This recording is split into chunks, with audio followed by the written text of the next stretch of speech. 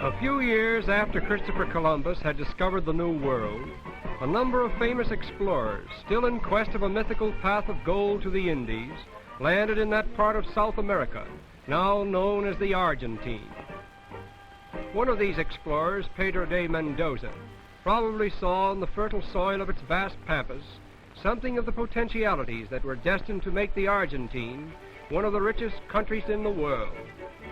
And thus it was that Mendoza lingered on the pampas with his dreams and founded Buenos Aires, which is today the largest city in South America and the gateway to the Argentine. Buenos Aires is situated on the banks of the Rio de la Plata, a river so wide that it reminds one of the sea. The Rio de la Plata, or River of Silver, was so named by its Spanish discoverers because they believed it flowed through a land that was rich in silver. In truth, however, this river is rich only in mud, the same kind of mud that may have inspired the early settlers to cultivate the fertile pampas from which it comes. And by so doing, they have made the Rio de la Plata, in reality, a river of silver, for it is the main artery to the wealth that has contributed toward making Buenos Aires one of the world's most beautiful man-made cities. We refer to it as a man-made city because all of its beautiful parks, boulevards, buildings, and magnificent monuments owe their existence entirely to the genius of man, who received little or no support from the natural beauties of nature in making Buenos Aires a wonder city.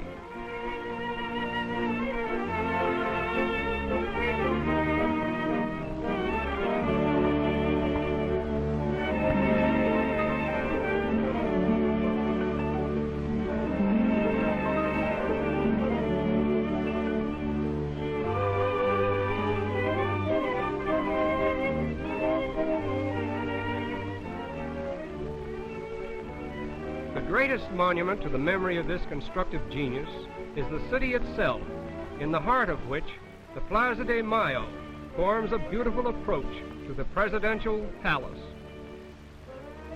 It is no exaggeration to say that the latest innovation from Paris will find the most immediate response in the smart shops of the Calle Florida, old and narrow, but still the chief shopping street of the city.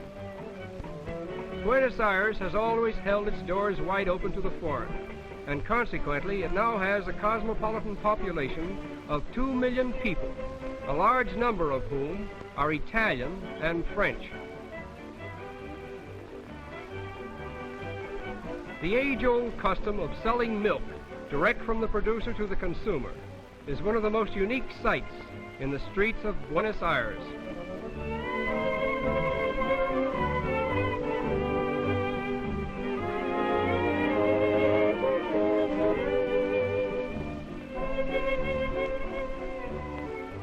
The first appearance of cattle in the Argentine is credited to 7 cows and a bull brought from Brazil in the 16th century. Today, the Argentine exports more cattle and hides than any other country in the world. Just outside the city at El Tigre, we had the pleasure of meeting 2 gentlemen of the Argentine. The El Tigre River is a source of healthful diversion for the people of Buenos Aires, enhanced, as it were, by the ever-present spirit of gaiety and song.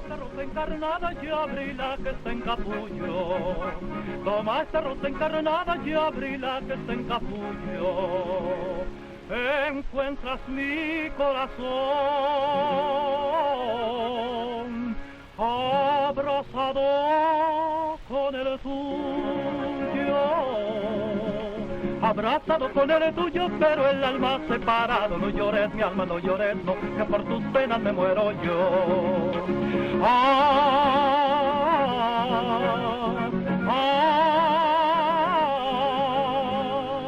Eres bonita y preciosa, eres capullo de rosa cortado al amanecer. Eres bonita y preciosa, eres capullo de rosa cortado al amanecer. The Argentines are a pleasure-loving people, and nothing holds a more important place in their field of sport than horse racing. The racetrack at Palermo is one of the proudest possessions of the Jockey Club, which is said to be the richest in the world. Aside from the internationally famous horse races which it sponsors, this institution is the hub around which revolves practically all the social life of the Argentine. Races take place here daily, and in the height of the season, the purses are so large that tremendous fortunes are won and lost during a single race. In Buenos Aires, it is a violation of the law for a man to appear in public without a coat, even though the heat may be unbearable. Consequently, some of the men wear pajama coats, thereby avoiding a serious breach of etiquette, as well as a possible fine of 5 pesos. Much of the romance of old Spain still remains reincarnate in the lovely women of the Argentine. It is seldom that an Argentine woman is troubled about the rights of her sex, or any of the more virile notions that have stirred modern womanhood, for she seems to be content to live behind a veil of romance, and to accept as her due the admiration so lavishly bestowed upon her. We doubt that in all of Buenos Aires there is a child who does not know Benito and his pigeons.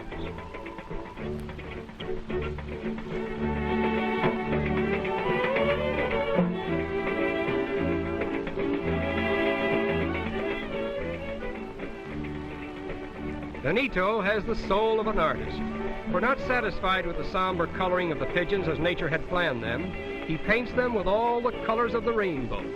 Rose and blue, or orange and green, mingle with the dull gray or white of their own soft feathers. And one can see that Benito is very fond of his pigeons. All that he has is theirs. He feeds them and houses them, and with the bright colors he gives them, they bring a joy to all the little children who see them. Benito is more than an artist. Far away from the city itself, the picturesque dancers of the ranchero remind us of the life that was in full sway when the gaucho was the hero of the pampas, a colorful life that is still the common heritage of romantic Argentina.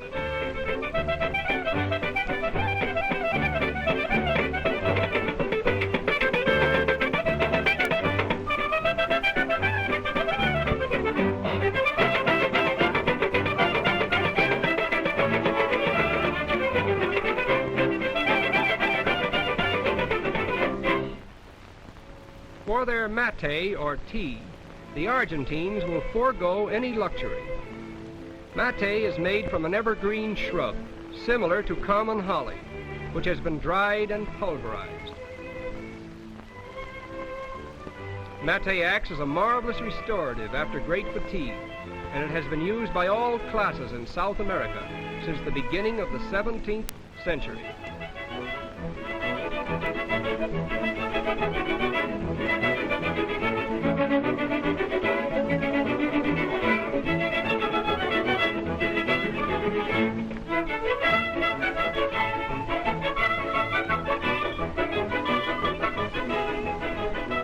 Verily, the spirit of romance, which is fast disappearing from a world overburdened with stern realities, still remains in the hearts of the Argentine people.